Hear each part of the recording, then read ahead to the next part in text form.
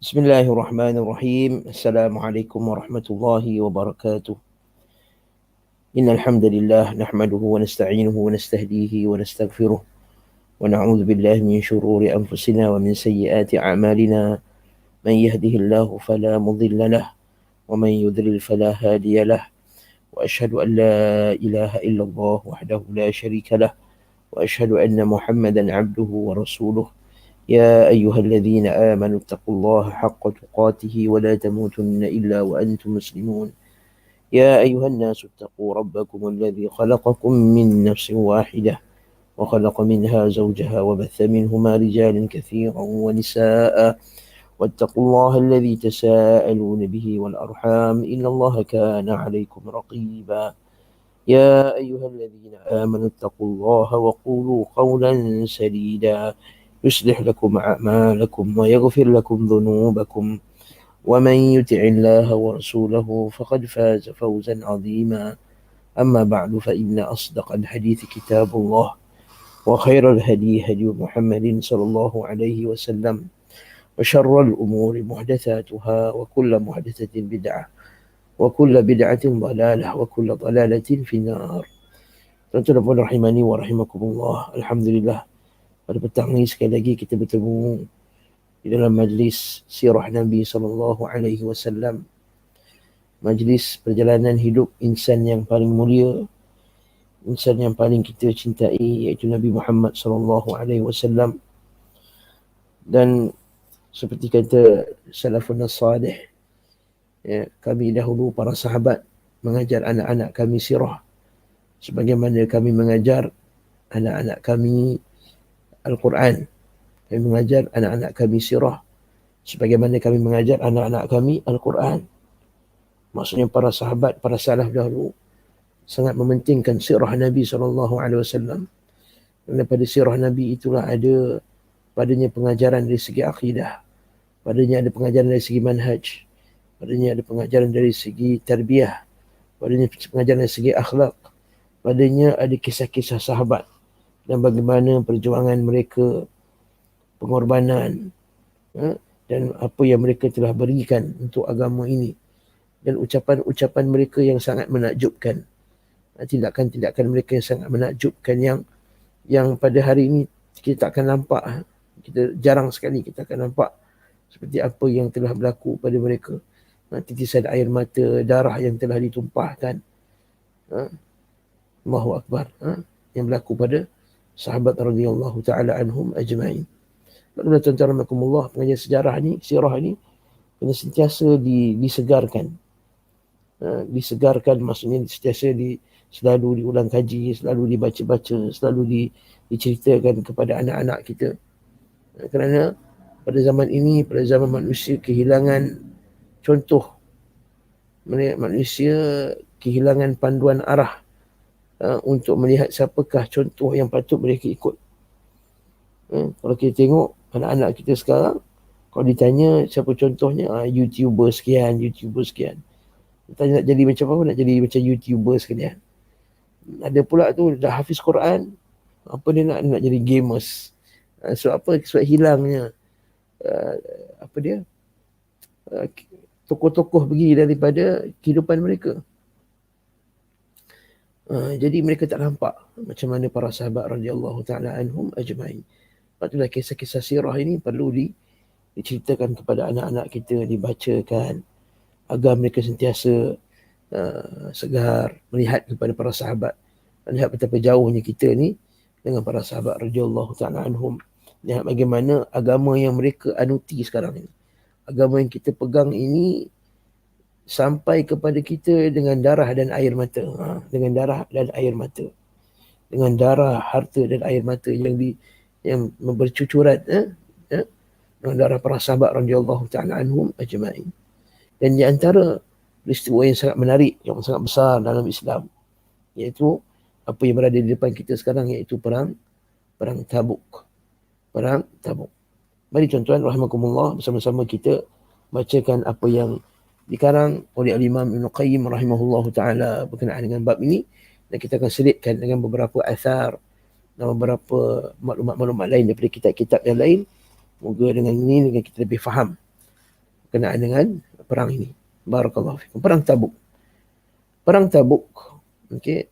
Perang ini terjadi pada bulan Rejab tahun ke-9 Hijriah. Maksudnya tahun ke-9. Maka kita sekarang dah hujung-hujung kisah peperangan Rasulullah SAW. Dan kita semua tahu perang Tabuk ni letak dekat mana tuan-tuan? Tabuk ni letak kat utara Arab Saudi sana. Dah dekat sepadan dengan Jordan dah. Itu Tabuk. Dan kita semua tahu ketika itu di kawasan Syam, bila kita sebut Syam, tuan-tuan, Syam ini merujuk kepada negara Syria, Lebanon, Palestin, Jordan. Jadi kalau orang tanya, Syam ni merujuk kepada negara apa? Syria, Lebanon, Palestin, Jordan. Israel tak masuk. Israel negara haram, negara tak sah. Jadi Palestin. Jadi itu dipanggil bumi Syam. Apa yang ada pada bumi Syam ketika itu? Bumi Syam ketika itu dikuasai oleh kerajaan Kristian Timur, kerajaan Byzantine Timur, kerajaan Kristian Timur. Supaya kita semua tahu bahawa kerajaan Kristian ni ada dua. Satu kerajaan Kristian Timur, satu kerajaan Kristian Barat. Kristian Barat tu dekat Rom, dekat negeri-negeri sana. Nah, yang Nabi kata kita akan yaghzu jayshur Rom. Nabi kata kita akan membuka negeri Rom. Nah, barakallahu fik. Jadi perang ini nak lawan Rom. Kenapa perang lawan Rom? Kerana ketika itu dikhabarkan bahawa tentera-tentera Rom ni macam seolah-olah dah bersiap sedia untuk menyerang Rasulullah SAW, menyerang negara Islam. Bahawa Herakl, kata ingat tak kisah Herakl?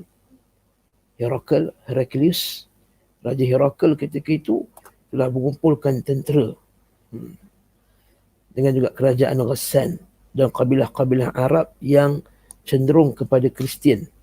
Ketika itu nak datang khabar kepada Nabi bahawa mereka nak serang negara Madinah. Mereka nak serang negara Madinah. Ingat tak kisah Herakl? Herakl yang pada awal-awalnya dulu dia dah rasa dah tak beriman dengan Nabi SAW dah. Telah sampai padanya khabar sama ada melalui dia punya tukang tilik dia. Dia mimpi ada bintang besar, bukan dia mimpi bahawa ada raja yang berkhatan yang akan menguasai negerinya. Masa tu katalah menteri-menteri dia kata yang berkhatan ni Yahudi je. Dia kata yang berkhatan ni Yahudi je. Kata dia punya tukang-tukang tilik dia, tok-tok bomoh dia, padri-padri dia. Dia kata Yahudi yang berkhatan, jadi tak ada masalah. Kamu perintahkan saja kepada kami akan bunuh Yahudi. Tiba-tiba bila dia jumpa pula dengan Raja Ghassan ni masa tu orang Arab. Dia kata ada tak orang Arab yang berkhatan? Ya, ada. Kerana mereka mengikut ajaran Nabi Ibrahim AS. Lalu mereka khatan. Jadi Malikil Khitan. Jadi ada kerajaan raja yang berkhatan itu akan menguasai. Dan dia hampir-hampir nak beriman dah. Tapi disebabkan dia tengok menteri-menteri dia semua, rakyat-rakyat dia semua tak terima kalau dia masuk Islam, maka terus dah dikekal dalam keadaan kekafirannya. Bahkan bukan sekadar itu, bersiap sedia pula nak perang, nak memerangi Nabi Muhammad SAW. Jadi ketika itu Nabi pun kumpul lah. Maka Nabi pun bersedialah. Ibn Ishaq mengatakan perang tersebut terjadi di masa susah. Dalam bahasa Arab, masa susah dipanggil Sa'atul Usrah. Jadi Sa'atul Usrah ini ialah yang Allah Subhanahu Wa Taala rujuk dekat ayat Quran, Sa'atul Usrah. Sa'atul Usrah. Usrah bukan usrah dengan alif, dengan usrah. Iaitu peperangan terjadi waktu yang berat untuk umat Islam. Di Sa'atul Usrah yang direkodkan dalam Al-Quran. Nanti kita akan tengok ayat-ayat Quran yang berkenaan dengan perkara ini. Nah, kenapa susah?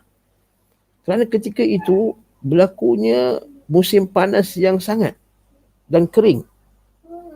Ya, berlaku masa tu waktu yang sangat kering dan panas. Dia bukan waktu yang biasa. Bulan Rejab. Rejab, Sya'ban, Ramadan. Di musim panas masa ni, bulan Rejab ni. Sa'atul usrah minan nas, wajil bil minal bilad. Maksudnya negeri jadi kering. Wa hina tabatus thimar. Dan ketika buah-buah pula sedang nak berbuah. Dia semua tahu kan buah kurma tu dia berbuah ketika musim panas. Tapi masa tu dah mula menguning, belum lagi keluar buah dia. Belum lagi keluar buahnya. Naam. Jadi para sahabat ni ialah orang-orang yang lebih menyenangi berada di antara buah-buahan dan rimbunan pohon mereka. Wan nasu yuhibbuna al-muqamu fi thamarihim wa dhilalihim. Berada di dalam ialah panas, bila panas nak duduk bawah rimbunan pokok-pokok lah. Kita kena ingat zaman tu bukan macam zaman kita, ada aircon apa semua. Tidak, zaman tu mereka nak sejuk duduk bawah rimbunan pokok. Okay. Diri mereka membenci keadaan itu. Diri mereka pun bukan benci apa, mereka tak suka kepanasan tu lah, tak minat. Bukan membenci dengan maksudnya benci qada dan qadar, maksudnya tak sukalah, tak best lah panas ni macam tu. Dan Rasulullah SAW pula, kalau perang, Nabi jarang sekali akan bagi tahu kat mana tujuannya. Nampak dia kata sini, kecuali beliau hanya menyiratkannya, menyiratkan maksud bagi isyarat. Kita akan pergi perang di satu arah di timur, macam itulah. Tapi Nabi tak akan bagi tahu tempat secara spesifik. Kenapa? Sebab nanti bocor rahsia. Dan kadang-kadang Nabi menggunakan kata berbeza, tauriah. Nabi kadang-kadang Nabi menggunakan perkataan yang tak direct. Kan? Macam kita kata kita nak pergi perang dekat Kuala, kita nak pergi perang di Kuala. Kuala mana? Orang ingat Kuala Kangsar. Orang kata orang Perak ingat Kuala Kangsar. Jadi mungkin Kuala lain. Kan? Nah, macam tu Nabi akan bagi ucapan yang ada makna yang banyak supaya apa? Supaya mengelirukan orang. Kenapa nak keliru? Supaya bila bocor rahsia, musuh-musuh tidak boleh bersiap sedia lebih awal. Tetapi beza dengan kali ini, ketika perang Tabuk ni, Nabi dah bagi tahu awal lah, kita akan pergi ke Tabuk. Kenapa? Libu'lu syuqqah. Kerana jaraknya jauh. Serta wasyiddatuz zaman. Dan keadaan yang sangat berat masa tu. Tabuk ni berapa kilometer tuan-tuan? 700 kilometer. 700 km, barakallahu fiik. Kita nak pergi Kelantan 438 km je. 400 lebih kilometer pun 6 jam tuan-tuan. Allahu Akbar, dengan kereta. Itu pun dah rasa seksa betul lah nak balik Kelantan. Jauh no. Kan? Tak akan balik hari, jarang orang balik hari pergi Kelantan ni. Jauh. Naik kereta. Ada aircon. Ada RNR. Yang ni tak ada. Musim panas pula tu. Jadi sebabkan waktu yang sangat panas ni, sebab tu kita akan tengok nanti ucapan Umar Al-Khattab radhiyallahu anhu.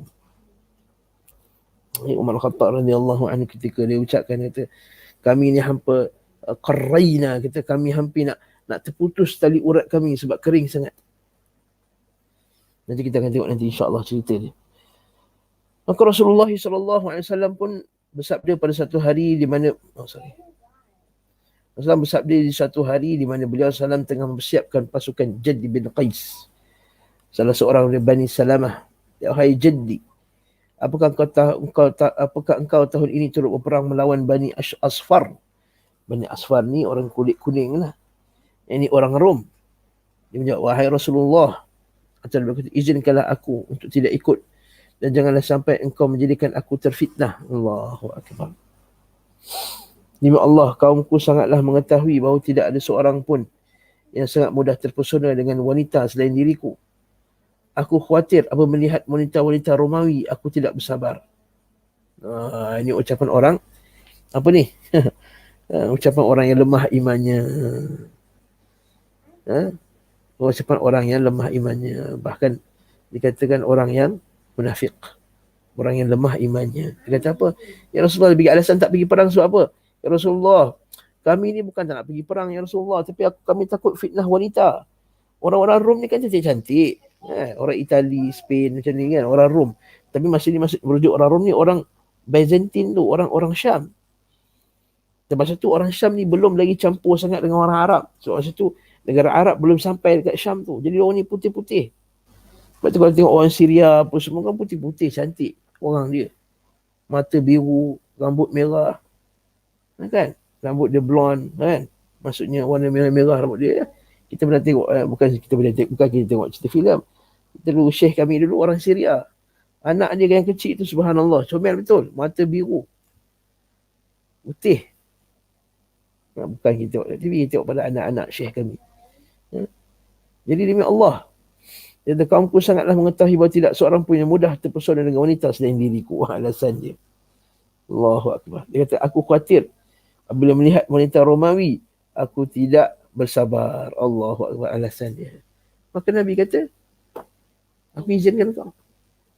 Nabi SAW tak nak orang pergi perang dalam keadaan hati dia tak penuh untuk berjuang dengan Nabi SAW. Kata Allah Ta'ala kata, wa minhum man yaqulu dhanni wa la taftinni. Sebenarnya ada sambungan. Ala fil fitnati saqatu. Kita buka ayat Quran ni, surah At-Taubah ni. Masya Allah, kita buka contohnya surah At-Taubah ni. Ala fil fitnati saqatu. Allahu Akbar, kita tengok ayat ni. Kita tengok tuan-tuan. Supaya bila kita, saya kali ni kita buka ayat Quran. Ala fil fitnati saqatu. Tengok ayat ni tentang surah At-Taubah.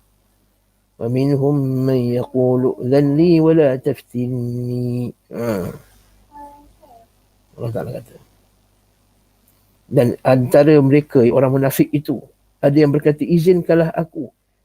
Wa minhum man yaqulu dhanni wa la taftinni. Janganlah engkau menjadikan aku ni dipengaruhi fitnah. Oh, ni orang munafik. Konon-konon nak jaga agama, konon tak nak terfitnah dengan wanita. Jadi kadang-kadang alasan orang yang bodoh dan jahil. Bila dia kata apa, dekat Mekah tu boleh je campur lelaki perempuan. Wa minhum man yaqulu dhalli wa la taftinni. Itu yang ajaran sesat. Contohnya ajaran sesat. Dia kata kita nak pergi masjid, sebab apa, kalau kita pergi masjid nanti aku jadi riak. Wa minhum man yaqulu dhalli wa la taftinni. Apa kata Allah Ta'ala? Ala fil fitnati saqatu. Bahkan mereka lah yang telah jatuh dalam fitnah. Fitnah ni apa? Kesesatan. Banyak kali kita sebut. Fitnah apa maksud fitnah, tuan-tuan? Fitnah ni banyak maksud. Pertama, huru-hara. Yang kedua, azab. Yang ketiga, ujian. Yang keempat, fitnah ni adalah perkara yang menyebabkan kita ni jauh daripada agama. Perkara yang menyebabkan kita ni rosak agama kita. Itu panggil fitnah. Perkara yang merosakkan agama itu kita panggil fitnah. Lepas tu kata Nabi SAW, bila diorang kata, ya Allah, dia kata, ya Rasulullah, janganlah bagi aku ni terfitnah dengan wanita.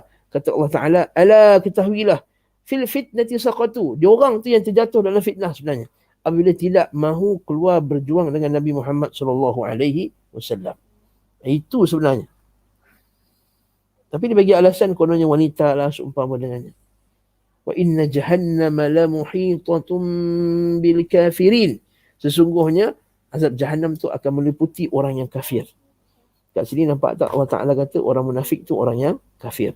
Jadi munafik dari segi apa? Munafik dari segi i'tiqad. Munafik dari segi i'tiqad. Sebab itulah dia perangai orang munafik. Disambung lagi. Wa minhum man yaqulu dhalli wa la taftinni. Dan di antara mereka ada yang mengatakan, izinkanlah bagiku dan janganlah engkau jadikan aku terfitnah. Sekelompok orang-orang munafik mengatakan kepada sebahagian yang lain, janganlah kalian berpergian di saat terik panas. Jangan pergi perang lah terik panas. Maka Allah Ta'ala kata, waqalu la tanfiru fil har. Dan mereka kata, janganlah kamu berpergian ketika jihad di waktu terik. La tanfiru fil har. Kita tengok ayat tu secara penuh. Masya Allah ayat ni. Azim jiddan. Azim jiddan dari Allah. Tengok ayat ni. Al-81. Semua ni direkodkan dalam surah At-Taubah dari Allah. Kita boleh rujuk surah At-Taubah ayat 81. Mana 81 ni. Allahu Akbar. Tengok ni. Berkata orang munafik. Farihal mukhallafuna bimaq'adihim خلاف رسول الله وكرهوا أن يجاهدوا بأموالهم وأنفسهم في سبيل الله وقالوا لا تنفروا في الحر قل نار جهنم أشد حرا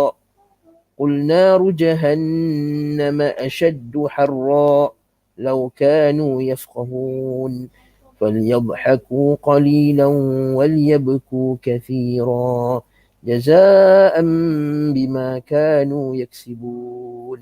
Kata Allah dalam Quran, farihal mukhallafun, orang munafik itu yang ditinggalkan tidak turut perang itu suka cita disebabkan mereka tinggal di belakang Rasulullah di Madinah. Dia seronok, yes, tak payah pergi perang. Allahu Akbar. Dan memangnya mereka memang tidak suka berjihad dengan harta benda dan jiwa yang ada pada jalan Allah disebabkan kufurnya.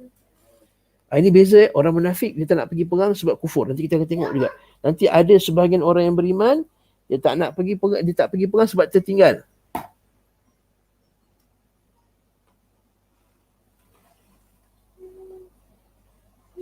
Okey. Naam. Dan mereka menghasut pula. Mereka kata apa?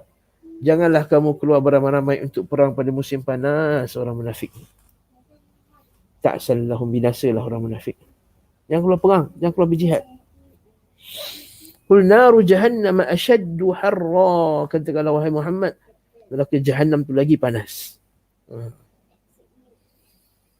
Law kanu yafqahun, kalau mereka memahaminya.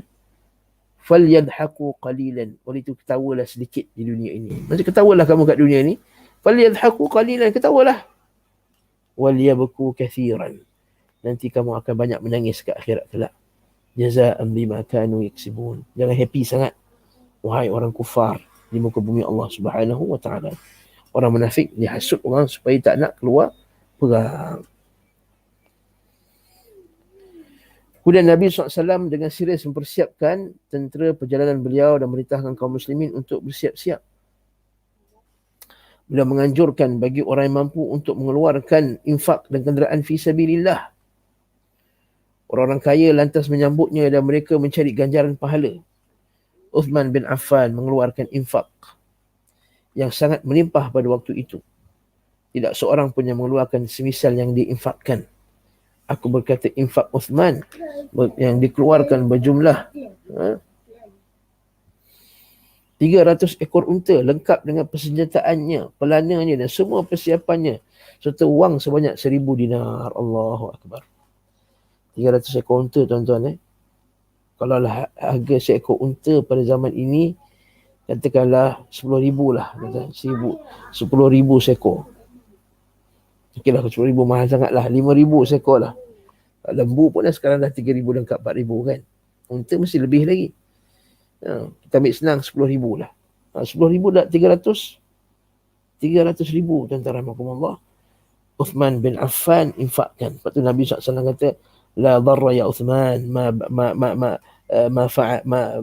fa'alta ba'da hadha. Allah Ta'ala, Nabi kata, wahai Uthman, tidak ada la dhaira, tidak ada darurat lagi dah. Maksudnya apa yang kamu lakukan selepas ini wahai Uthman, takkan beri kesan buruk kepada kamu dah kerana infak yang kamu telah berikan wahai Uthman. Tapi adakah lepas tu Uthman buat maksiat lepas tu? Tak. Tetap juga Uthman bertambah malunya di hadapan Allah Subhanahu wa taala dengan banyaknya beribadah. Infaknya Uthman bin Affan. Okey. Sebab itulah kata Imam Az-Zahabi rahimahullahu taala, dia kata tidak ada orang yang infakkan harta yang paling banyak berbanding dengan Uthman bin Affan. Okey. Naam. Sebab apa? Sebab Nabi SAW sebut sebelum tu, Nabi kata man jahaza jaishal usrah falahul jannah. Siapa yang menyediakan, siapa yang bagi bekal untuk menyediakan tentera di waktu usrah ini, falahul jannah. Maka Uthman bin Affan terus datang bawa 1,000 dinar. Nabi kata ma darra ibnu Uthman wa ma darra ibnu Affan, tidak akan beri mudarat lagi dah ibnu Affan apa yang dilakukan selepas ini. Dan Nabi ulang banyak kali. Maksudnya apa? Dosa-dosa Uthman yang akan datang pun telah dihapuskan. Okey. Dan riwayat lain pula, dari riwayat Ahmad, dia kata ketika Rasulullah bagi khutbah di atas mimbar nak ajak orang pergi berperang, maka Uthman bin Affan kata, bila dengar Nabi kata siapa keluarkan menyediakan bekalan untuk tentera, maka baginya syurga. Nabi Affan kata, ya Rasulullah, nah 100 ekor unta. Dan Nabi kata sekali lagi, tuan, siapa yang keluarkan infak ini untuk berjihad fisabilillah, Allah Ta'ala bagi ni syurga. Uthman bin Affan sambut lagi, ya Rasulullah, tambah lagi 100 ekor unta ya Rasulullah. Dan sekali lagi 100 ekor unta lagi ya Rasulullah, sampai 300 ekor unta ditambah dengan 1000 dinar pada hari tersebut. Naam. Lepas tu Nabi kata, ma'ala Uthman ma'amila ba'da hadha. Tidak ada beri mudarat lagi pada Uthman apa yang berlaku selepas ini. Ini Uthman bin Affan sendiri, sebab perjalanan jauh. Jadi bekalan tu mesti bawa banyak. Allahu Akbar. Naam. Seterusnya Ibn Sa'd menyebut, telah sampai Rasulullah bahawa orang Romawi telah mengumpulkan sangat banyak tentera di wilayah Syam. Kat sini penulis rahimahullah ta'ala dia tak bawa cerita lain. Dia tak bawa cerita lain. Dasarkan ni dia, sebab apa? Kita kena ingat siapa ni? Ibn Qayyim bila dia karang kitab ni, Taramakumullah, bila dia karang kitab ni, dia karang kitab atas unta dia dalam perjalanan. Jadi dia bukan yang macam kita, kalau kita dah bawa sejak sedia 4-5 buku dah nak baca benda ni. Okey. Nak baca tajuk ni, kita dah dengar kuliah, kita baca buku sirah ini, baca buku sirah itu kan, untuk kita nak faham. Jadi dia tak bawa semua cerita, dia bawa kisah Uthman bin Affan. Dia sebenarnya banyak lagi kisah-kisah yang hebat juga, seperti kisah Abu Bakar As-Siddiq radhiyallahu anhu. Kalau siapa baca kisah Abu Bakar As-Siddiq, dia kata macam mana infaknya. Jadi orang yang pertama yang keluar ke sedekah sebenarnya bukan Uthman bin Affan. Orang yang pertama sekali yang keluar sedekah ialah Abu Bakar dan Umar Al-Khattab radhiyallahu anhu sebenarnya. Lepas tu diriwayatkan oleh Tirmizi dan juga Abu Daud dengan sanad yang hasan daripada Umar Al-Khattab radhiyallahu anhu, kata amarna Rasulullah SAW yauman an natasaddaq. Satu hari Nabi SAW memerintahkan kita untuk bersedekah, iaitu pada hari nak pergi perang Tabuk ni, dalam sebuah riwayat lain. Fawaqafa qadzalika malan indi. Masa Nabi ajak tu, masa Nabi minta sahabat keluarkan harta tu, kebetulan Umar Al-Khattab kata, kebetulan masa tu aku tengah ada duit. Masya-Allah. Dia kata, oleh itu kata, al-yawma asbiqu Abu Bakr. Dia kata, hari ini aku nak kalahkan Abu Bakar As-Siddiq dalam bab sedekah ni. Okey. Maksudnya aku nak lawan, aku nak kalahkan dia. Asbiqu Abu, aku nak datang dia lebih cepat. Aku nak jadi orang yang paling cepat sekali sedekah. Faji'tu binisfi mali. Aku datang jumpa Nabi SAW dan aku bawa separuh daripada hartaku. Separuh daripada harta. Naam. Faqala sallallahu ma abqaita li ahlik. Qultu mithlahu. Nabi kata kepada Umar, habis tu apa yang kamu tinggalkan untuk keluarga kamu, wahai Umar? Dia kata jumlah itu jugalah, separuh kan? Bila separuh jumlah samalah. Jumlah yang sama ya Rasulullah. Kemudian datang Abu Bakar As-Siddiq. Wa ata Abu Bakar radhiyallahu anhu, dia kata dia bawa semua harta yang dia ada. Semua harta yang dia ada. Faqala Nabi kata, ya Abu Bakar ma abqaita li ahlik. Wahai Abu Bakar, apa yang kamu simpan untuk keluarga kamu? Abqaitu lahum Allahu wa rasuluh. Allahu Akbar. Dia kata, aku tak tinggalkan apa-apa ya Rasulullah. Aku hanya tinggalkan Allah dan Rasulnya sahaja. Timbul persoalan. Kalau orang kata, Ustaz takkanlah Abu Bakar, bukankah menyediakan nafkah tu wajib apa semua? Kan? Bukankah menyediakan nafkah apa ni wajib ya? Kan? Jadi kenapa Abu Bakar tinggalkan keluarga dia tak ada makanan apa semua? Bukan begitu. Kita kena ingat. Abu Bakar dia ada bisnes dia. Jadi kalau dia pergi, nanti isteri dia sambung dia punya bisnes, kemudian dapat hasil yang baru, bagilah kat keluarga dia tadi. Dia macam orang kerja lah, macam orang kerja kerajaan, macam orang kerja dapat makan gaji. Macam kata kalau Rasulullah panggil, kata hari ni kita nak pergi berperang, berjihad fisabilillah. Gaji kita 3,000, kita 3,000 tu kita kasih dia. Apa nak makan apa? Apa yang ada baki makanan tu, insya-Allah itu yang kita makan, tunggu sampai next gaji, ambil makanan gaji tersebut. Macam itulah kiranya. Bukan maksudnya Abu Bakar biarkan orang tu merempat, tak ada makanan, minta sedekah. Tidak. Yang kedua, kita kena ingat, masa tu para sahabat ni, dia ni saling tolong-menolong. Bila tengok orang tu susah, dia akan bagi makanan. Dia isar dia kuat. Jadi kalau nampak keluarga tersebut tak makan, para sahabat lain akan cover. Bukan macam zaman sekarang. Naam. Jadi tak ada isu bahawa Abu Bakar As-Siddiq keluar bagi semua duit dia untuk Rasulullah SAW, untuk berjihad fi sabilillah. Jadi jangan kita tuhmah pula kata Abu Bakar ni tak sayang keluarga. Tidak. dia mesti telah ada sumber-sumber yang lain yang boleh memberikan anak dia semua boleh makan dan seumpama dengan. Sebab tu sejak tu Umar Khattab kata, la wallahi la usabiquka ila syai'in abada. Kata Umar Khattab, dia kata, aku takkan kalahkan engkau wahai Abu Bakar As-Siddiq sampai bila-bila lah. Okay. Itu maksudnya kelebihan Abu Bakar As-Siddiq. Dan kita tengok juga yang antara yang infak juga selain daripada mereka ni ialah Abdul Rahman bin Auf. Antaranya Abdul Rahman bin Auf. Ya Rasulullah, inna indi 4,000. Ya Rasulullah, aku ada 4,000 dirham. Alfaini uqriduhuma Allah wa alfaini li'iyali. Alhamdulillah. Aku ada 4,000 dirham ya Rasulullah. 2,000 aku akan bagi untuk jihad fisabilillah, 2,000 untuk aku, untuk keluargaku ya Rasulullah. Nabi kita, barakallahu laka bima fima a'taita wa baraka laka fima amsakta. Nampak? Semoga Allah Ta'ala berkati harta yang kau telah beri, dan semoga Allah Ta'ala berkati harta yang kau telah simpan tadi. Alhamdulillah. Naam. Bahkan sebagian ulama kata dia bawa 4 uqiyah. 40 uqiyah emas. 40 uqiyah emas ni lebih kurang dengan 40 dirham lah. Satu uqiyah 40 dirham. Satu uqiyah 40 dirham. Jadi 40 uqiyah 40 dalam 40 004416 lebih kurang 1,600 dirham lah. 1,600 dirham emas kepada Nabi Muhammad sallallahu alaihi wasallam. Satu dirham emas berapa tuan-tuan Allah sekarang? Saya rasa beratus-ratus ringgit. Satu dirham emas sekarang beratus-ratus ringgit. Naam. Sehingga kan berlakunya Abdul Rahman bin Auf. Abdul Rahman bin Auf juga yang sedekah. Tapi yang paling banyak sekali tak syak lagi ialah Uthman bin Affan radhiyallahu anhu. Nanti kita akan tengok pula macam mana ada sebahagian sahabat yang Allahu Akbar, dia sedekah sedikit je tuan-tuan. Ada sahabat yang sedekah ada satu bekas je. Ada sedekah ada sedekah kecil je. Satu bekas kurma saja yang menyebabkan orang duk kutuk dia. Nanti kita insya-Allah kita akan tengok nanti biidznillah taala. Naam. Ada sahabat tu disebut dia sedekah satu bekas. Ka'ab bin Malik. Ada satu kisah tu, istihza' munafiqin. Bila ada orang miskin tu datang dengan sedekah apa dia? Dengan sedekah satu bekas kurma. Banyak ni ya.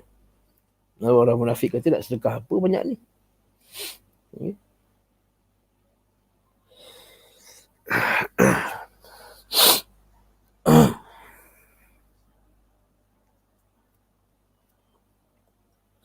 Yang sedekah tersebut namanya Abu Khaisamah. Yang sedekah tersebut ialah Abu Khaisamah. Abu Khaisamah ni dia bawa satu pot kurma. Satu gantang kurma. Gantang kurma lebih kurang 3 kilogram lah. Lebih kurang. 3 kilogram kurma dia bagi. Jadi orang munafik pun kutuk. Dia kata nak buat apa dengan 3 kilogram kurma? Bukan tahan main lama pun. Sebab itulah Allah Ta'ala sebut, Alladhina yalmizuna al-muttawwi'ina minal mu'minina fis sadaqat. Walladzina la yajiduna illa juhdahum. Kita buka ayat ni terhadap macam orang munafik. Ni panggil orang munafik. Orang munafik dia tak infak, tak pergi perang, tapi mulut dia bising. Zaman sekarang banyak orang macam tu. Buat kerja untuk Islam tak nak, yang penting mulut dia bising. Mari kita tengok dalam ayat ni, dalam surah At-Taubah juga ayat 79. Ayat sebelum ni.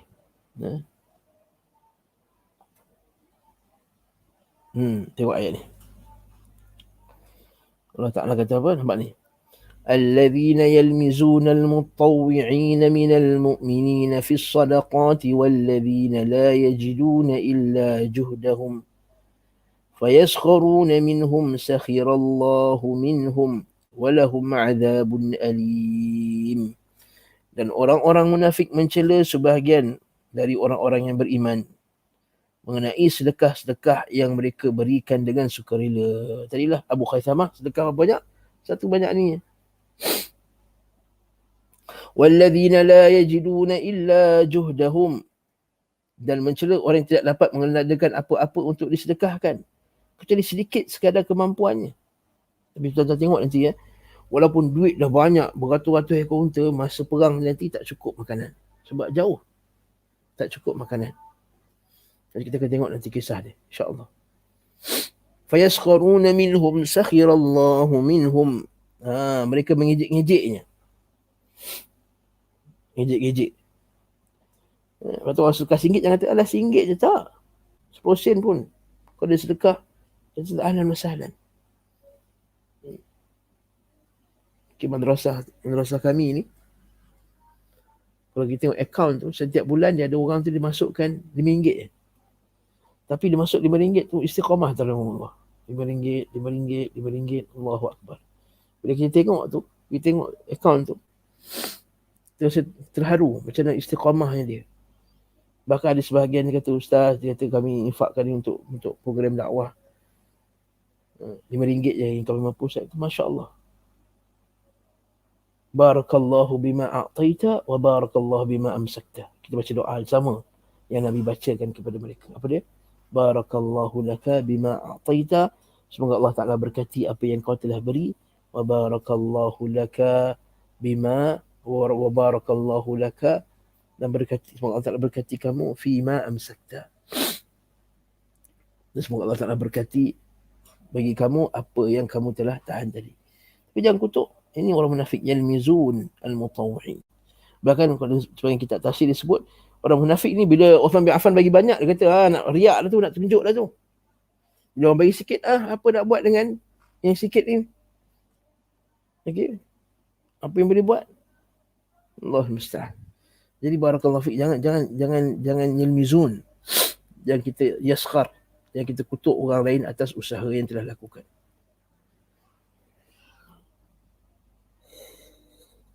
Alhamdulillah. Ibn Sa'ad menyebutkan telah sampai kepada Rasulullah SAW bahawa kaum Romawi telah mengumpulkan sangat banyak bala tentera di wilayah Syam.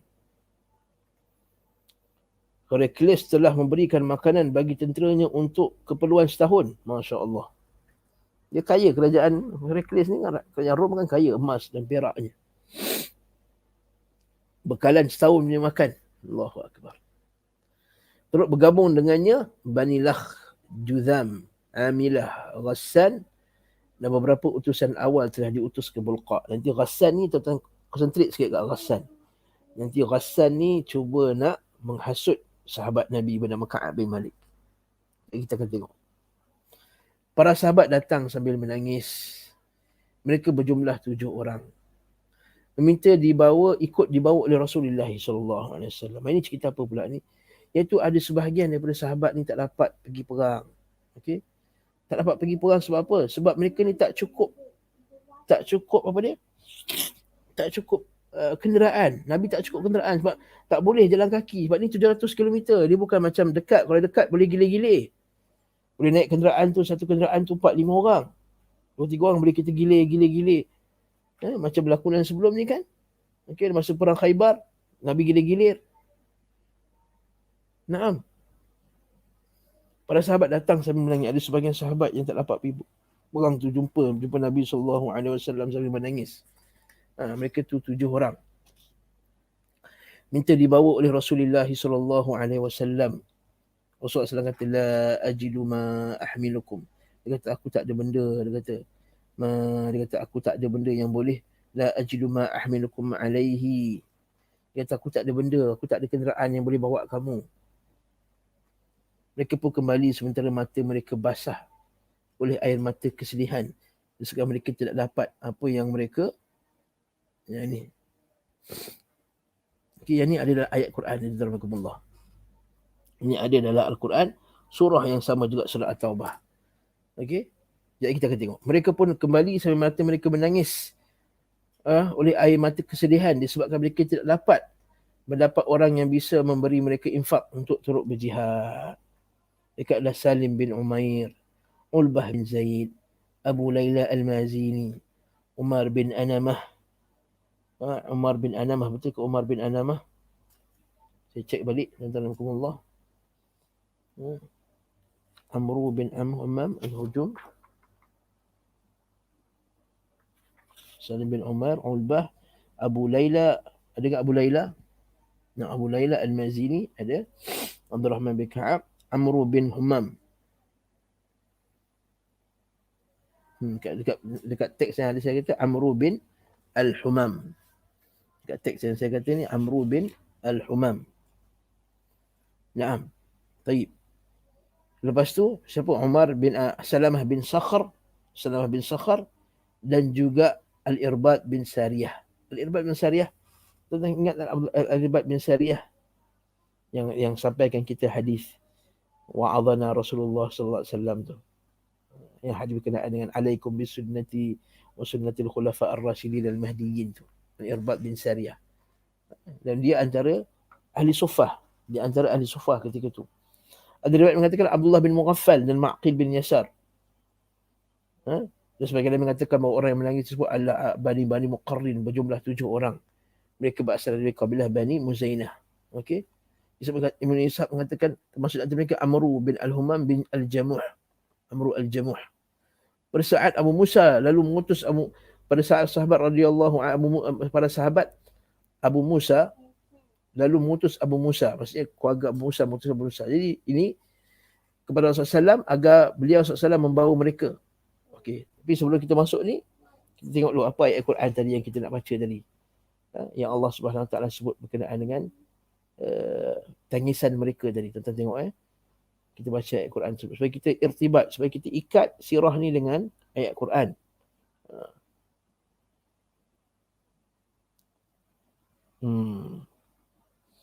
Ini Allah Ta'ala sebut.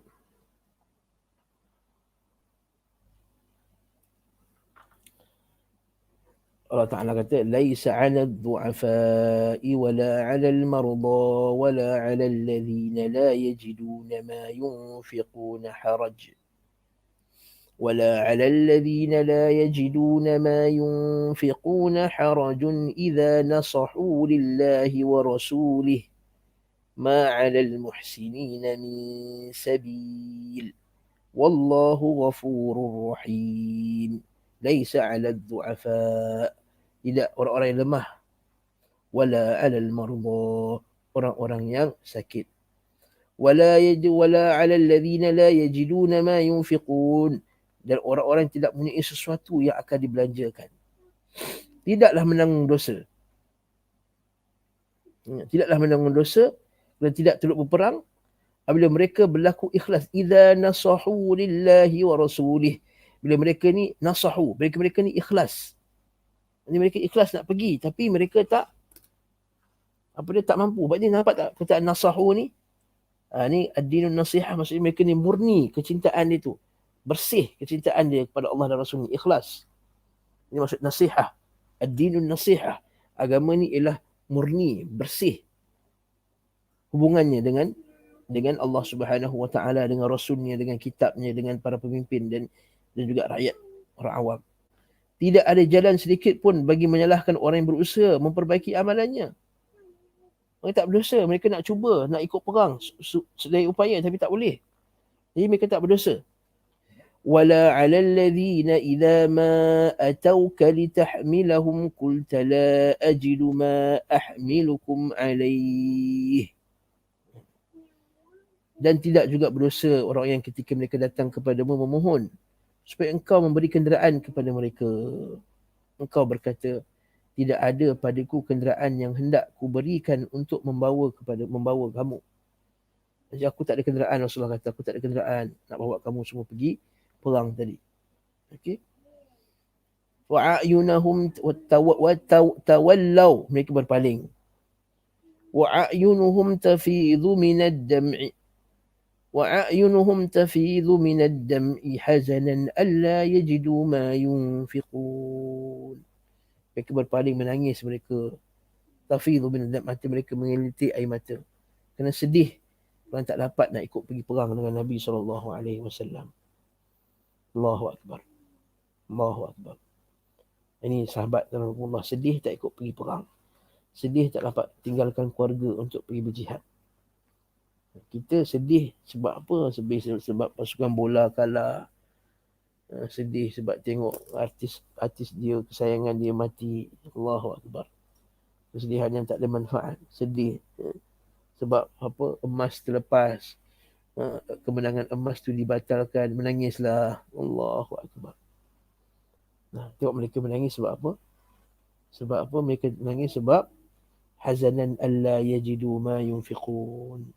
Tak ada benda, tak ada sesuatu pun yang mereka boleh infakkan untuk pergi berjihad fi sabilillah.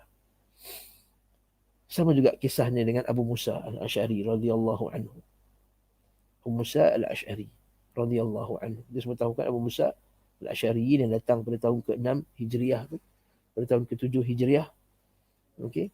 Para sahabat Abu Musa lalu mengutus Abu Musa menemui Rasulullah sallallahu alaihi wasallam agar beliau sallallahu alaihi wasallam membawa mereka. Akan tetapi perbuatan tersebut membuat beliau sallallahu alaihi wasallam murka. Beliau berkata, "Demi Allah, aku tidak akan bawa kalian. Aku tidak mendapati tunggangan yang dapat membawa kalian." Maksudnya diorang ni macam paksa Rasulullah suruh bawa diorang juga. Rasul kata, "Aku tak ada kenderaan." Setelah itu seekor unta dikirimkan kepada beliau. Selanjutnya beliau mengirimkannya kepada mereka. Beliau berkata, Rasulullah berkata, "Bukan aku yang akan membawa kalian, tapi Allah yang telah membawa kalian." Maksudnya mula-mula dia macam seolah-olah macam Nabi marah, akhirnya dia pun patah balik lah. Dia patah balik. Okey. Abu Musa dalam keadaan sedih. Kemudian diutuskan seorang, hantar balik ke Abu Musa balik. Dia kata, "Farih faraja'at ila ashabi fa akhbartuhum alladhi qala Nabi sallallahu alaihi wasallam." Maka aku balik dan Nabi kata, dah tak ada kenderaan dah. Mereka sekali lepas tu, tak lama lepas tu datang wakil, Bilal datang. Bilal bin Rabah datang. Dia kata, "Ayyu Abdullah bin Qais." Iaitu Abu Musa al-Ash'ari, nama Abdullah bin Qais. Dia kata, "Wahai Abdullah bin Qais." Fa'ajabtuhu, dia kata, "Ya Bilal." Kata, "Ajib Rasulullah. Ajib Rasulullah. Pergi, Rasulullah panggil kamu. Yad'uk." Falamma ataituhu, bila aku jumpa Rasulullah SAW, dia kata, "Khudh hadaini al-qarinain." Ambil ni. 2 ekor binatang ni. Okey. Wa hadaini al-qarinain li sittati ab'iratin ibta'ahunna. Maka dia kata, "Bukan aku yang bawa. Sungguh inna Allah." Dia kata, "Bukan Allah. Allahu yahmilukum ala ha'ula'i farkubuhunna." Maksudnya rezeki pada Allah. Tadi kamu nak sangat, kerana kamu ikhlas nak sangat berperang, Allah Ta'ala bagi kamu rezeki. Sungguh demi Allah, aku tidak akan bersumpah lalu melihat selain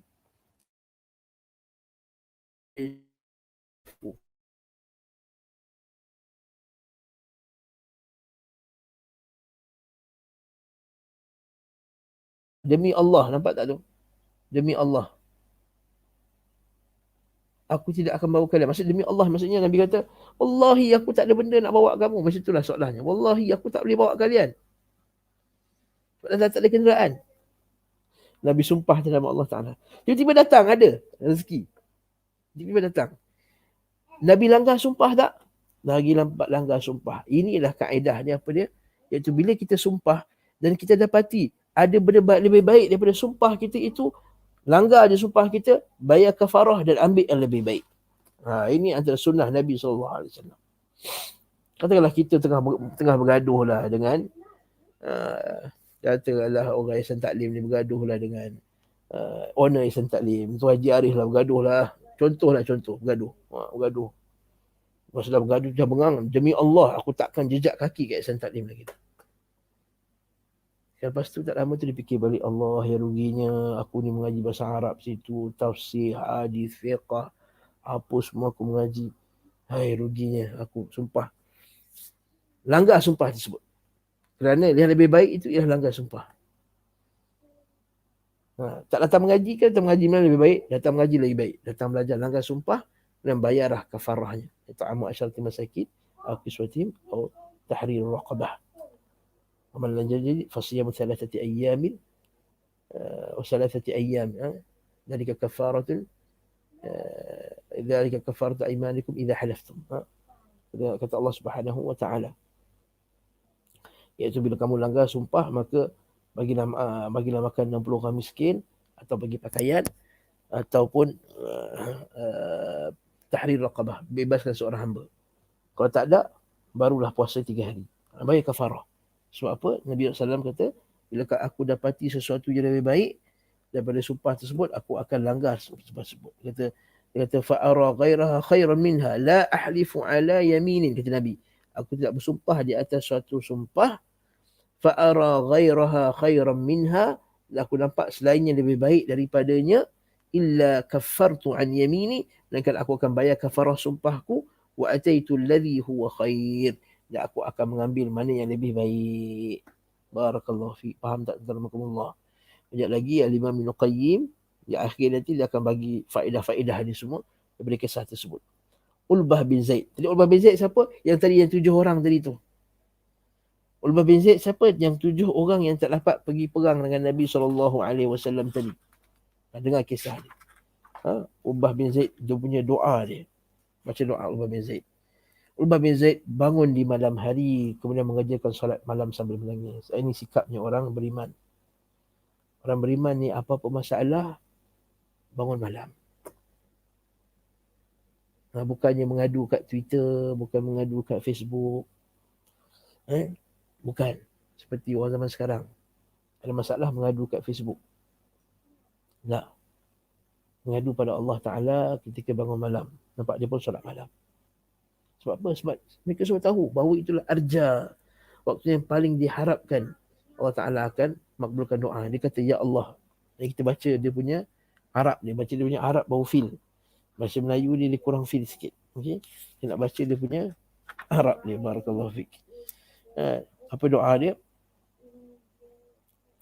Dia kata, Allahumma innaka qad amarta bil jihad. Ya Allah, ya Tuhanku, sesungguhnya engkau telah memerintahkan jihad. Wa raghabta fihi, dan engkau menggalakkan, menganjurkannya. Wa raghabta fihi. Thumma lam taj'al 'indi ma ataqawwa bihi ma'a rasulik. Namun kemudian engkau tidak berikan padaku,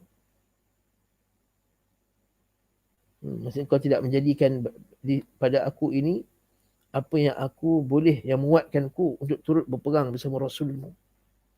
Walam taj'al fi yadi rasulika ma yahmiluni alaih, dan engkau tidak menjadikan sesuatu yang menguatkanku serta bersama Rasulmu. Dan engkau tidak berikan pada tangan Rasulmu sesuatu yang boleh dapat membawaku. Ini maksudnya. Wa inni atasaddaqu ala kulli muslim bi kulli mazlamatin asabani fiha min malin. So, aku bersedekah kepada setiap muslim atas segala kezaliman yang telah ku perbuat, baik pada harta, tubuh dan kehormatan. Apa maksud dia ni? Apa maksud dia? Wa inni atasaddaqu ala kulli muslim bi kulli mazlamatin asabani. Ini salah ni terjemah ni. Ini terjemahan yang salah sangat ni. Ini bahaya ni, bahaya ni. Okey. Sesungguhnya aku bersedekah kepada setiap muslim ke atas segala kezaliman yang telah aku terima sebenarnya, yang telah terkena kepadaku. Apa maksud dia ni? Baik pada harta, tubuh atau kehormatan. Betulkan terjemahan pada buku tuan-tuan semua. Siapa yang ada bawa kitab, betulkan terjemahan. Maksudnya macam ni. Ya Allah, aku sedekahkan dengan apa? Ya Allah, aku maafkan segala kezaliman yang orang buat dekat aku. Aku sedekahkan dia. Aku maafkan dia. Itu maknanya dia sedekahkan dengan memaafkan. Itu sedekah juga kan? Bukankah sedekah? Apa maksud sedekah? Kalau orang tak faham maksud sedekah, dia akan kata, ini sedekah apa ni? Sedekah bukan keluar duit. Tidak. Sedekah itu ialah isalul khair ila ghairi. Iaitu kita sampaikan benda baik kepada orang lain. Itu ihsan.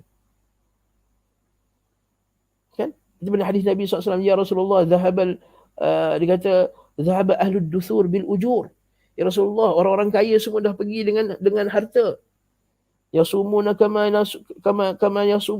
nasumu. Wa yatasaddaqun. Dia mereka puasa macam kita puasa, dia solat macam kami solat. Tapi mereka yatasaddaqun bi fuduli amwalihim, dengan harta-harta mereka yang banyak. Sedang kami tak boleh sedekah. Dan Nabi kata, bukankah kamu tak tahu ke bahawa tasbih itu sedekah? Takbir itu sedekah. Tahlil itu sedekah. Kamu angkat orang naik kenderaan, dia sedekah. Kamu angkat barang naik ke kenderaan pun sedekah. Kamu tunjuk jalan, itu sedekah. Kamu membantu orang dalam keadaan susah, itu pun sedekah. Kamu cakap benda yang baik pun sedekah. Nah. Barakallahu fiqh. Jadi dia kata aku tak ada benda nak dapat ni, jadi aku sedekah ya Allah. Macam mana aku sedekah? Aku sedekah dengan aku maafkan segala kezaliman yang orang pernah buat kat aku. Sebab dia ni orang miskin, kan sebut tadi orang miskin. Biasanya orang miskin ni biasa dia banyak dizalimi. Dizalimi dari segi pekerjaan, bayar gaji tak cukup sepatutnya. Mentang-mentang orang tu kerja susah, kan? Kerja lebih tak nak bagi bayar lebih. Okey. Tapi kalau dia ambil terkurang 1 jam, potong gaji. Ni kadang-kadang masalah kita. Ha. Bila suruh orang tu buat kerja lebih, tak nak pula bagi gaji overtime. Dia kata dalam kontrak kita tidak ada overtime. Tapi bila orang tu terkurang sikit, setengah jam terlewat, potong gaji. Inilah mutafifin. Mutafifin ni boleh terkena pada pekerja maupun mutafifin boleh terkena pada majikan. Dua-dua boleh mutafifin. Bila timbang untuk orang lain, dia timbang dengan kurang. Bila timbang untuk dia, dia timbang lebih. Macam tu juga tuan-tuan Allah. Ingat ni. Jangan jadi mutafifin. Tu zalim. Jadi dia kata, ya Allah ya Tuhanku, aku bersedekah di atas segala kezaliman yang orang pernah buat dekat aku. Sama ada pada hartaku, tubuhku atau kehormatanku. Itu maksud terjemahan ni. Bukan yang kezaliman yang aku perbuat. Macam mana pula aku nak sedekah kezaliman pula? Bukan tu tadi terjemahan ni. Betulkan tuan-tuan Allah. Okey. Baik pada harta, tubuh atau kehormatan. Keesokan harinya, dia bersama kaum muslimin, Nabi kata, di manakah seorang yang telah bersedekah pada malam ni? Nabi kata, siapa yang telah sedekah malam tadi? Ainal mutasaddiq? Ail minal mutasaddiq hadhihi lailah tadi? Siapa yang sedekah malam tadi? Tak ada siapa yang berdiri. Tak faham. Ainal mutasaddiq fi hadhihi lailah? Okey. Nabi sekali lagi tanya, siapakah dia yang sedekah pada malam ini? Siapa yang bersedekah hendaklah berdiri. Okey, falyaqum, hendaklah berdiri. Falyaqum faqama ilaihi fa akhbarahu, maka kata Ulbah, kata ya Rasulullah, aku dah yang sedekah pada malam tadi ya Rasulullah. Nabi kata abshir fa walladhi nafsi bi yadihi laqad kutibat fi zakatil mutaqabbalah. Kabar gembira bagimu, demi zat dan jiwa Muhammad berada di tangannya, semua telah ditetapkan bagimu pada zakat yang telah diterima. Allahu Akbar. Okey. Maksudnya telah ditetapkan bagimu zakat yang telah diterima. Maksudnya apa dia? Dia dapat harta daripada bahagian daripada zakat tadi untuk dia pergi perang. Allahu Akbar. Okey. Beberapa kaum Arab yang meminta keringanan uzur datang agar Rasulullah mengizinkan meminta keringanan uzur untuk tak nak pergi perang. Datang agar Rasulullah SAW mengizinkan mereka tidak ikut serta.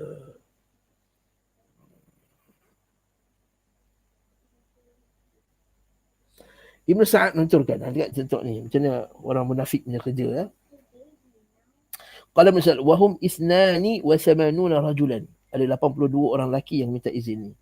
Wa kana Abdullah bin Ubay bin Salul qad askara ala thaniyatil wada' fi hulafaihi min al-yahud wal munafiqin. Abdullah bin Ubay bin Salul dia dah bawa geng-geng dia semua dengan orang munafik dan juga orang Yahudi pergi kat thaniyatil wada', tempat Nabi muncul dulu ketika Nabi sampai daripada hijrah. Belah selatan dia pergi tunggu. Perang nak kena ke utara, dia tunggu kat pintu selatan. Naam, thaniyatil wada'. Okey. Dia kata laisa bi askarahu bi aqallil askarain. Dia kata tentu aku bukan yang kurang. Wastakhlafa Rasulullah. Konon-kononnya nak keluar lah. Konon-kononnya Abdullah bin Ubay dia dah siapkan tentera-tentera dia, geng-geng dia untuk konon-kononnya nak keluar. Jadi kita akan tengok mereka ni keluar ke tak sebenarnya. Rasulullah menyerahkan penguasa Madinah kepada Muhammad bin Maslamah al-Ansari. Muhammad bin Maslamah al-Ansari. Nah. Dalam setengah riwayat dikatakan orang yang Nabi tinggalkan ialah Ali bin Abi Talib. Orang yang Nabi tinggalkan ialah Ali bin Abi Talib. Dalam setengah riwayat mengatakan sebegitu. Sebab apa? Sebab Ali bin Abi Talib kata, ya Rasulullah, adakah kamu nak tinggalkan aku bersama dengan wanita-wanita dan kanak-kanak ya Rasulullah? Lalu Nabi kata, wahai Ali, apakah engkau tidak redha kedudukan engkau bersama dengan aku ni seperti kedudukan Harun dengan Nabi Musa AS. Kan Nabi Musa kan pergi naik gunung 40, naik bukit Tursina 40 hari. Siapa yang ganti Nabi Musa? Harun. Nabi Harun AS. Sebab itulah bila Nabi nak pergi perang Tabuk, Nabi tinggalkan Ali bin Abi Talib. Nabi kata, wahai Ali, apakah kamu tak redha kedudukan kamu dengan aku seperti kedudukan Nabi Harun dengan Nabi Musa? Allahu Akbar. Maka ketika itu pun Ali pun redha lah. Ali pun dah redha untuk tak pergi perang. Maksudnya Nabi telah perintahkan dia untuk berjaga. Kalau tidak, kalau tak ada orang tinggal pula, nanti siapa nak mentadbir Madinah? Kalau apa-apa berlaku, seumpama dengannya. Ibn Hisham mengatakan Siba' bin Urfutah, namun pendapat yang pertama lebih kuat. Ketika Rasulullah SAW telah bergerak pergi, Abdullah bin Ubay dan pengikutnya memisahkan diri, tidak ikut serta. Ini syaitan Abdullah bin Ubay. Tadi konon-kononnya dia dah sedia dengan 80 orang. Konon-konon dah standby lah nak pergi. Jadi Nabi tak adalah bising dengan dia ni. Dia buat helah. Dia buat helah. Konon-konon nak bersama. Tapi tidak. Okey. Sebab itulah ketika Rasulullah telah bergerak pergi, Abdullah bin Ubay dan pengikutnya memisahkan diri dan tidak ikut serta. Demikian pula beberapa orang dari kaum muslimin tidak ikut pergi. Allahu Akbar. Okey. Mari kita tengok dulu ayat Quran berkenaan dengan masalah ni. Allah Ta'ala kata apa? Buka ayat Quran ni. Thaqaltum ila al-ard. Araditum bil hayatid dunya min al-akhirah. Thaqaltum ila al-ard. Saya carilah sebab thaqaltum ila al-ard. Ayat 38.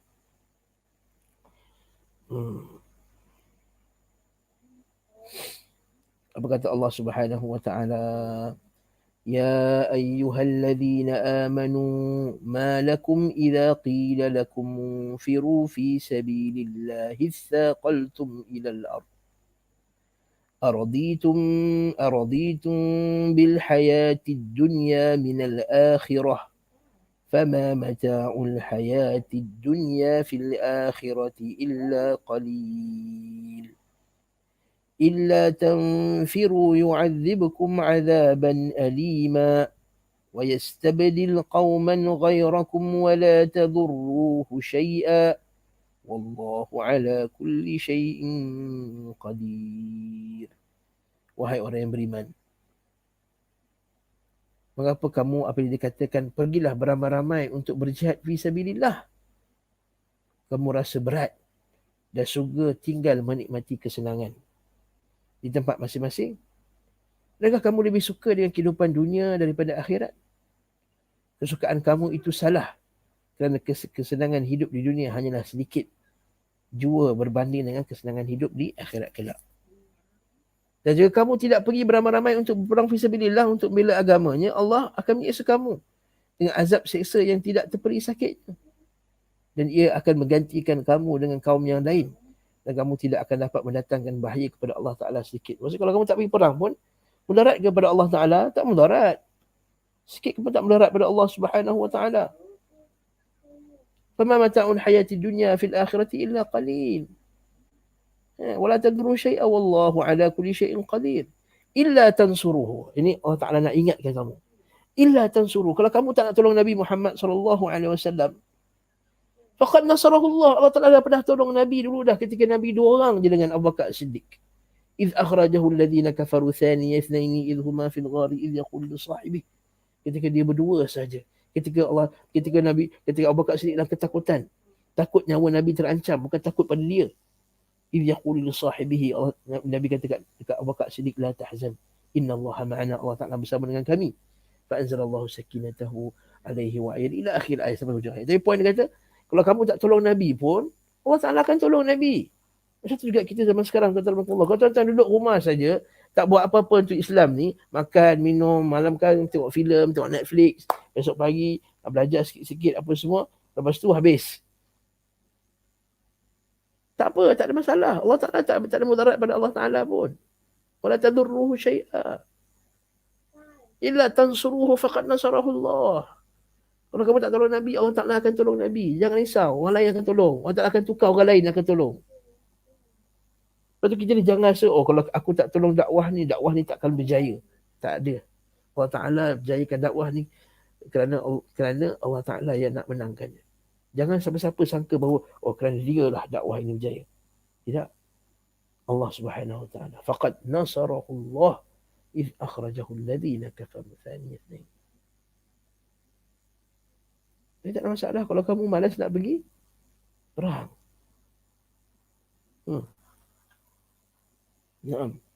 Begitu juga. Kalau kita malas nak mengaji, tak apa, orang lain yang boleh mengaji. Ada orang lain yang Allah Ta'ala akan lahirkan, orang lain yang rajin nak akan pertahankan agama ni. Jadi habis tu kenapa kita belajar ni? Kita belajar sebab kita nak supaya kita termasuk bersama-sama dengan orang yang akan perjuangkan agama ni. Itu je. Kita kata Syekh Salim Hilali kan, baru-baru ni daurah kita, kuliah kita setiap malam Jumaat tu. Kata Syekh, Allah Subhanahu Wa Ta'ala secara sunnatullah pada alam ni dia akan menangkan ahli sunnah. Tapi ahli sunnah mana yang menang tu kita tak tahu. Jadi semoga-moga kita ni, tugas kita bukan nak jadi nak menang tu. Tugas kita adalah supaya kita termasuk dengan di kalangan orang yang keluar bersama berjuang dengan Nabi Muhammad sallallahu alaihi wasallam. Nah, ketika Rasulullah telah bergerak pergi, Abdullah bin Ubay dan pengikutnya memisahkan diri, tidak turut serta. Memang Allah Ta'ala tak suka pun dia ikut. Memang Allah Ta'ala tak suka pun mereka tu ikut pergi perang. Kerana apa? Lau kharaju fikum ma zadukum illa khabala. Kalau mereka ikut kamu perang pun, dia akan menyusahkan kamu. Sebab itulah Allah SWT jadikan, Allah Ta'ala jadikan mereka ni tak ikut perang. Mari kita tengok ayat Quran dia. Mari kita tengok ayat Quran dia. Memang Allah Ta'ala takdirkan. Allah Ta'ala memang tak nak diorang ni ikut pergi perang. Ma zadukum illa khabala. Walau awda'u khilalakum. Ayat 47. Allah Subhanahu Wa Ta'ala keluar kata apa? Kita ambil daripada atas ni lah. Lagi bagus. Sesungguhnya yang minta izin pada kamu. La yasta'dhinuka alladhina yu'minuna billahi wal yawmil akhiri an yujahidu bi amwalihim wa anfusihim. Wallahu alimun bil muttaqin. La yasta'dhinuka. Orang yang beriman kepada Allah dan hari akhirat, dia tak akan minta izin pada kamu. Dia tak akan minta izin untuk tidak pergi berperang. Dia lagi minta izin nak pergi perang lagi ada. Dengan hati dan jiwa mereka. Dan ingatlah Allah Ta'ala tahu siapa yang bertakwa. Maksudnya siapa yang minta sungguh-sungguh tu betul-betul untuk Allah Ta'ala tahu. Innama yasta'dhinuka alladhina la yu'minuna billahi wal yawmil akhir. Wartabat qulubuhum fahum fi raibihim yataraddadun. Tapi yang minta izin ni siapa? Siapa yang minta izin tak nak pergi perang ni? Yang minta izin kepada kamu adalah orang yang tidak beriman pada Allah dan hari akhirat. Dan hati mereka ragu-ragu. Disebut tadi dalam kuliah kita pagi tadi. Oleh itu mereka sangat bingung, teragak-agak dalam keraguannya. Walau aradul khuruja, nampak ni? Kalau mereka tu betul-betul nak keluar, la'addu lahu uddah. Mereka mesti akan siapkan sungguh-sungguh. Macam kita lah, kalau betul nak pergi kuliah, kata Ustaz, saya minta maaf Ustaz, saya tak datang kelas hari ni. Kenapa lah Ustaz? Saya ada masalah lah tadi dalam perjalanan, jam lah apalah, pergi alasan. Nah, ini tak siap pun. Tak siap pun. Dia dapat pahala tak? Tak dapat pahala macam ni. Dia dapat pahala datang kelas juga, walaupun dia tak dapat pergi, yelah dia dah siap dah baju, dah gosok apa semua, dah bawa beg dia semua, tiba-tiba tayar pancit. Itu baru dapat pahala. Tengok sini. Walau aradul khuruj, kalau mereka betul-betul nak keluar, la'addu lahu uddah, mereka akan buat persiapan. So, kalau betul kamu ni nak, kamu kata Ustaz, saya tak boleh nak hafal Quran. Kamu dah buat persiapan untuk hafal Quran ke? Kamu dah cuba ke? Kalau dah cuba tak boleh, barulah Allah Ta'ala akan maafkan kamu. Ni cuba pun tidak, nak belajar pun tidak. Naam. La'addu lahu uddah. Walakin karihallahum bi'athahum. Tapi sebenarnya Allah Ta'ala tak suka pemergian mereka. Allah Ta'ala tak suka orang macam ni bersama dengan dakwah kita ni. Allah musta'an, na'udzubillah min dhalik. Sebab apa? Sebab mereka tahu kalau mereka ada, dia akan lemahkan semangat mereka. Orang munafik ni akan membuat masalah. Lepas tu kita ni jangan, tuan-tuan Allah, jangan jadi orang yang melemahkan dakwah kerana perangai kita. Ada setengah orang dia nak bawa perangai dia dalam organisasi dakwah, dalam jalan dakwah. Dia ada nafsu syahwat dia sendiri, nak kuasa tu. Dalam badan dakwah, konon-konon kita ada lantik pengurusi. Lepas tu next, kita kata nak tukar pengurusi lain. Dia dah rasa, tak nak lah. Rasa tak nak semangat dah. Dulu saya pengurusi, sekarang cari AJK biasa je. Maksud kamu ni jangan jadi ini perangai orang munafik. Kamu masuk untuk dakwah ke kamu masuk ni untuk nak memenuhi hawa nafsu kamu? Atau orang masuk dakwah sebab nak untung bisnes? Minta maaf saya sebut ni. Jadi bila orang, katakanlah, bila orang buat dakwah tidak pakai bisnes dia, sedih. Mula dah buruk-buruk kan dakwah.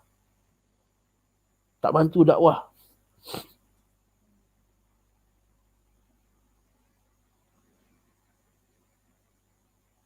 Jadi bila program dakwah orang tersebut tidak membantu bisnes dia tak join. Ini perangai ni. Ada pula nak kemasyhuran, bila masuk satu badan dakwah tu dia nak nama dia naik. Kalau dia suruh kerja-kerja belakang tak nak. Basuh pinggan, angkat-angkat kerusi tak nak. Kecil hati. Ada pula sebab faktor lain, sebab perempuan ke, faktor sekian ke, faktor sekian. Jangan. Murnikan niat kamu untuk dakwah. Lepas tu Nabi SAW hadis sahih Nabi sebut. Nabi kata, rahimahullahu abdan akhadha bi'inani farasihi. Semoga Allah Ta'ala merahmati seorang hamba yang diambil kuda dia. Berdebu kepalanya. Kaki dia berdebu. Berdebu maksudnya kotor badan dia. Fa in kana fi saqah kana fi saqah, wa in kana fi hirasah kana fi hirasah. Kalau dekat depan. Kalau suruh ke depan dia jadi orang depan. Kalau suruh belakang jadi orang belakang. Macam tu patutnya orang nak buat dakwah Islam ni. Dia tak kira, saya senior, saya perlu berada di hadapan. Tidak. La'adu lahum uddah walakin karihallahum bi'athahum. Tapi sebenarnya Allah Ta'ala tidak suka pemergian mereka. Na'udzubillah. Sebab itulah ulama salaf dia sangat takut apabila mereka, dia orang ni tak dapat sesuatu kebaikan. Sebab dia kata, adakah Allah Ta'ala tak suka aku buat benda baik tersebut? Allahu Akbar. Sebab apa? Musibah. Ma asabakum min musibatin fabima kasabat aydikum. Apa yang terkena kepada kamu ni kerana tangan kamu sendiri. Jadi sebab aku tak pergi berperang ni, apa kerana dosa-dosa aku agaknya. Sebab tadi sahabat tadi dia pergi doa. Sedekah. Karihallahum bi'athahum fasabbatahum. Allah Ta'ala dudukkan mereka. Wa qila q'udu. Allah Ta'ala kata, Allah Ta'ala lemahkan semangat mereka. Allah Ta'ala tetapkan mereka jadikan tak nak pergi perang. Wa qila q'udu ma'al qa'idin. Duduklah kamu, duduk. Nah, tinggal. Lalu dia kata, lau kharaju fikum. Kalau orang munafik ni keluar juga dengan kamu. Ma zadukum illa khabala. Dia tak tambah melainkan kerosakan. Jangan jadi macam orang munafik, tuan-tuan. Masuk dalam dakwah, rosakkan kerja dakwah. Wala awda'u khilalakum yabghunakumul fitnah. Dan itu mereka akan segera menjalankan hasutan di antara mereka. Dia masuk dalam grup dakwah, dia nak pecah belahkan orang dalam grup dakwah tu. Ini ciri-ciri orang munafik. Bahaya ni, tuan-tuan. Bahaya dia ciri orang munafik ni. Allah musta'an. Dia masuk dalam dakwah, dia pecah belahkan. Kita nak dia ni, kita nak dia ni, kita buang ni, kita ambil dia ni.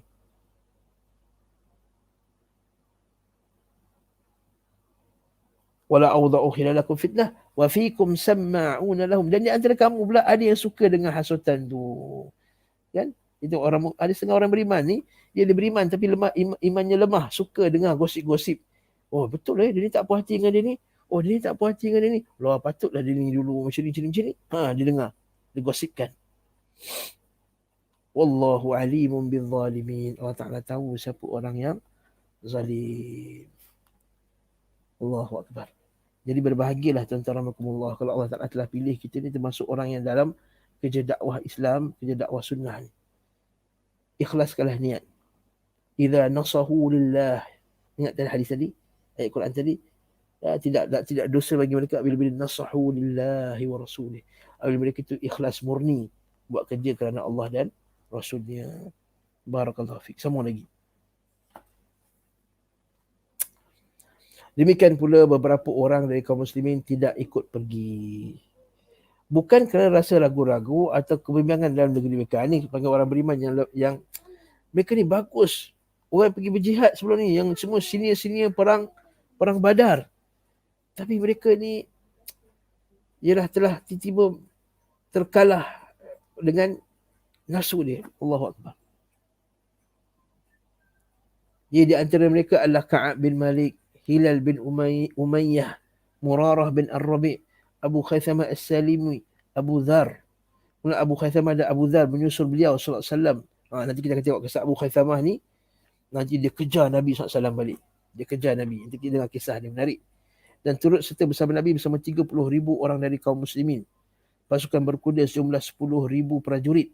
Selain 20 hari beliau SAW mengerjakan salat secara kasar, meringkas yang 4 rakaat. Hercules pada saat itu telah berada di Hims. Ni bukan Himsa, ni Hims. Ni Himsa. Himsa tu?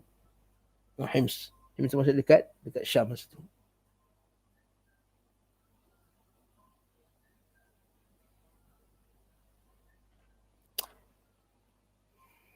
Ibnu Ishaq melanjutkan. Kalau kita tengok kisah Abu Khaythamah tu, kisah dia macam ni. Kita tahu dalam saya tak cerita dalam ni. Ya. Bacaan saya tak, Ibnu Qayyim tak bawa. Abu Khaythamah ni, dia mula-mula dia tangguh-tangguh. Dia tengok sedapnya, seronoknya, ada buah apa semua kurma. Akhirnya dia bila dia belah dekat ladang kurmanya, dia sedang makan kurma yang sedang berbuah dan isteri ni cantik. Isteri ni cantik, Abu Khaythamah ni. Dia kata, apakah patut aku ini duduk di bawah tempat yang teduh, makan buah kurma yang cantik, masak berbuah, dan bersama aku isteriku yang cantik. Dan Rasulullah SAW berada di bawah kepanasan, tidak cukup makan dan terpisah dengan semua isteri-isterinya. Tidak patut aku lakukan sedemikian, kata Abu Khaythama. Orang sama kata dia stop, dia kata isteri dia terus dia kejar Nabi Muhammad SAW. Dia kejar Nabi sampai akhirnya dia sempat dengan Nabi ketika Nabi dah sampai dekat Tabuk. Nanti kita akan tengok cerita dia nanti. Dia ada kait dengan Ka'ab bin Malik. Nanti kita akan tengok cerita dia. Barakallahu fikum. Jadi Abu Ishaq melanjutkan ketika Rasulullah SAW hendak berangkat, beliau menyerahkan pengawasan keluarga beliau kepada Ali bin Abi Talib. Orang-orang munafik membuatnya bimbang. Dia mengatakan, tidaklah dia Muhammad menyerah penguasaan tersebut kepada Ali melainkan kerana merasa berat dan meremeh-remehkannya. Orang munafik nampak tak dia cocok. Dia takut dengan Ali sebenarnya orang munafik ni sebab Ali bin Abi Talib Haidar. Ali bin Abi Talib ni dia kata, sammani ummi Haidara. Ibuku menamakan aku sebagai harimau. Singa. Aku ni berani. Dia orang munafik takut. Ali bin Abi Talib ni bila nampak orang munafik buat benda tak betul dia, Ali akan bantai mereka ni. Lepas tu mereka buat, dia orang pun dia cuba cucuk. Ni orang munafik ni perangai. Dia kata Nabi Muhammad SAW tak nak ambil Ali ni sebab Ali ni lekeh lah. Ali ni macam orang lain juga. Okey. Kemudian Ali pun segera jumpa Rasulullah dekat Juruf. Dekat beberapa kilometer daripada Madinah. Ali yang berkata, wahai Nabiullah, orang munafik mengira bahawa engkau meninggalkan aku kerana engkau merasa berat denganku dan meremehkan aku. Dia anggap boleh kata istisqalan wa takhaffufan minhu. Ya Nabi Allah, za'ama munafiqun annaka innama khallaftani li'annaka istasqaltani wa takhaffafta an minni. Kadzabu. Nabi kata penipu. Kadzabu, mereka telah berdusta. Walakinni khallaftuka lima taraktu warai. Kerana aku meninggalkan alasan yang aku tinggalkan di belakangku. Kembali dan jadilah pengganti menjaga keluargaku dan keluargamu. Tidakkah engkau redha berada satu kedudukan dengan Harun dan Musa? Kecuali ketahui bahawa tidak ada Nabi setelahku. Nabi pun balik menuju ke Madinah. Allahu Akbar. Abu Khaythamah. Di situ Abu Khaythamah tadi. Kembali setelah dia turut serta bersama Rasulullah. Dia kembali kepada keluarganya di hari yang sangat panas. Lalu dia mendapati kedua isterinya berada dalam kedua kemah, berada kedua di kebunnya. Masing-masing dari mereka telah mercikkan air ke kemahnya untuk mendinginkannya dengan air. Serta mempersiapkan makanan baginya dalam kemah tersebut. Ketika Abu Khaythama masuk dan berdiri di kemah tersebut, dia melihat kepada kedua isterinya dan apa yang telah mereka siapkan. Dia kata Rasulullah SAW telah berada di bawah panas matahari dan terpaan angin panas terik yang sangat menyengat, sedangkan Abu Khaisamah berada di tenda di kemah yang dingin, makanan yang menggiurkan serta wanita cantik yang tinggal bersama hartanya. Sungguh ini bukanlah satu yang adil. Dia berkata, demi Allah, aku tidak akan masuk ke dalam tenda salah seorang dari kalian berdua hinggalah aku jumpa Rasulullah SAW. Siapkanlah bekalanku. Isteri ni, isteri yang salihah.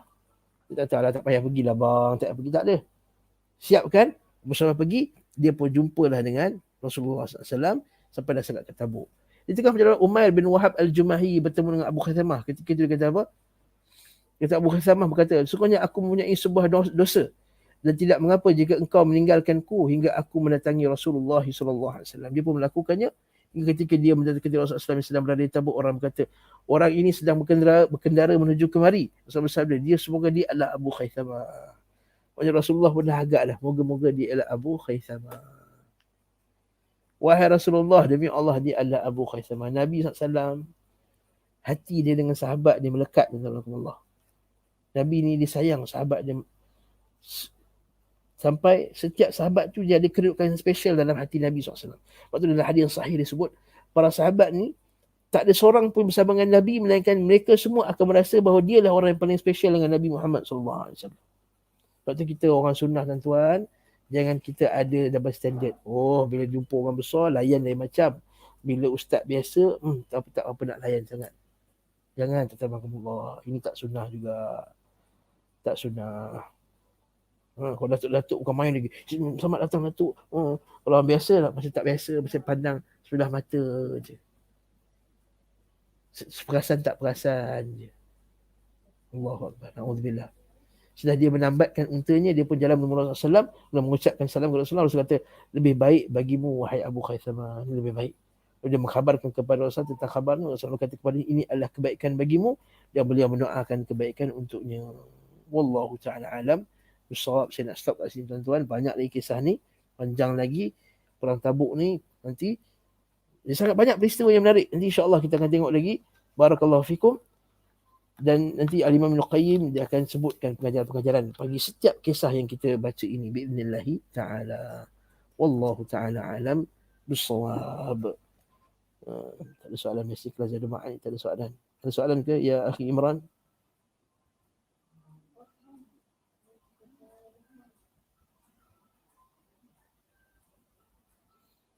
Tak ada.